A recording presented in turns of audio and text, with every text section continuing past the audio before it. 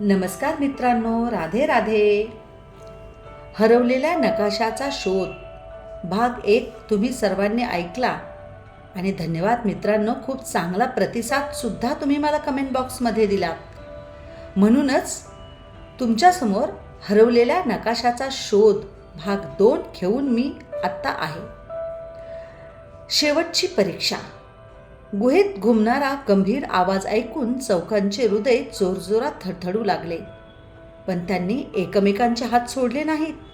आरव म्हणाला, लक्षात ठेवा, आपण एकत्र आलो आहोत तर एकत्रच पुढे जाऊ. हळूहळू ते सोनेरी प्रकाशाच्या दिशेने चालू लागले. काही अंतरावर त्यांना एक विशाल दालन दिसले.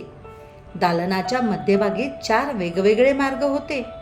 प्रत्येक मार्गावर एक शब्द कोरला होता: धैर्य, प्रामाणिकपणा, दयाळूपणा व ज्ञान. अचानक पुन्हा तोच आवाज घुमला. तुमच्यापैकी प्रत्येकाने एक मार्ग निवडा, पण लक्षात ठेवा, चुकीचा निर्णय घेतला तर नकाशा कायमचा नाहीसा होईल. क्षणभर चौघे विचारात पडले. अन्वी गंभीरतेनं म्हणाली, मित्रांनो, आपण वेगळे झालो तर आपली ताकद कमी होईल बरं का. तेवढ्यात सैनीन पुन्हा नकाशा पाहिला. त्यावर एक नवे वाक्य उमटले होते: एकतेतच खरी शक्ती असते. हे बघून आरवच्या डोळ्यात नवी चमक आली व तो म्हणाला, आपण 4 वेगळे मार्ग निवडणार नाही, तर आपण एकत्र चालण्याचा मार्ग शोधू. त्यानंतर त्यांनी नीट पाहिले. त्यांना तिथे लक्षात आले, 4 मार्गांच्या मधोमध एक अगदी लहान धुळीने झाकलेले दार होते. त्यावर लिहिले होते, जो स्वतःपेक्षा संघाला मोठे मानतो त्याच्यासाठी हा मार्ग खुला आहे. आणि मग काय, चौघांनी मिळून दार ढकलले आणि क्षणात संपूर्ण गुहा प्रकाशाने उजळून निघाली. दाराच्या पलीकडे एक सुंदर सभागृह होते. मध्यभागी काचेची एक पेटी ठेवलेली होती. विहान उत्साहाने म्हणाला, हा खजिना असणार.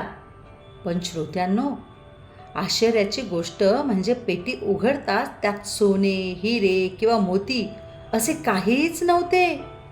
तर त्यात एक जुना ग्रंथ, एक आरसा आणि एक पत्र होते.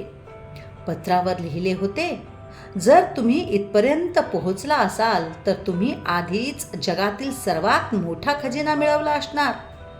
धैर्य, प्रामाणिकपणा, दयाळूपणा, ज्ञान आणि एकता यापेक्षा मोठी संपत्ती या जगात नाही, हे लक्षात ठेवा बरं का.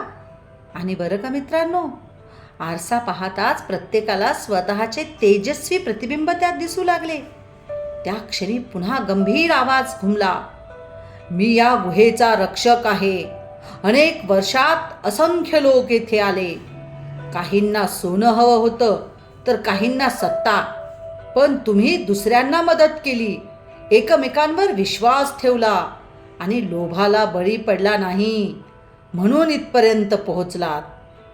इतक्यात समोरचा प्रकाश अधिक तेजस्वी झाला. पण अचानक गुहेच्या भिंतीमध्ये जोरदार कंपन सुरू झाले. दगड खाली पडू लागले. रक्षक मोठ्याने ओरडला, लवकर बाहेर पळा, गुहा कायमची बंद होणार आहे. तेव्हा लगेच चौघे वेगाने धावू लागले.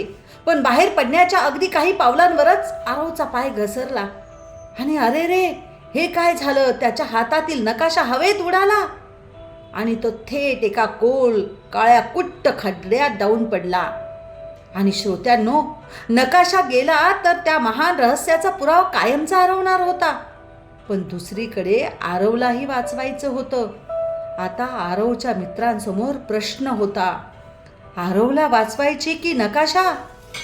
हे सर्व आता काय निर्णय घेतील आणि त्या काळ्या खड्ड्यात नेमकं दडलंय तरी काय, हे जाणून घेण्यासाठी हरवलेल्या नकाशाचा शोध भाग 3 नक्की ऐका. आणि श्रोत्यांनो, या मालिकेचा 3रा भाग आणखी थरारक, रहस्यमय आणि शेवटी प्रेरणादायी संदेश देणारा असेल बरं का. धन्यवाद श्रोत्यांनो.